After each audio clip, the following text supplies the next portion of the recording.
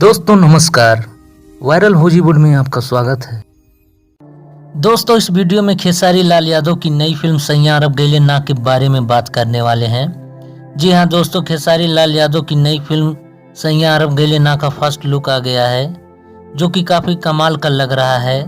आप लोगों को कैसा लग रहा है कमेंट करके बता सकते हैं। दोस्तों सैयां अरब गइले ना का फर्स्ट लुक तो आ गया है, ट्रेलर को भी जल्द रिलीज किया जाएगा और इस फिल्म को दुबई में शूट किया गया है, जो कि काफ़ी महंगे बजट की फिल्म है।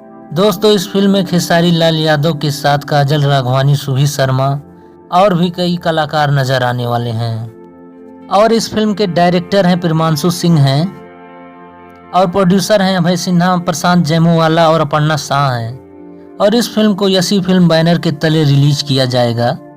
दोस्तों ये फिल्म सैयां अरब गइले ना काफ़ी कमाल का फिल्म है, क्योंकि ये फिल्म खेसारी लाल की अब तक की सबसे महंगे बजट की फिल्म में से एक है।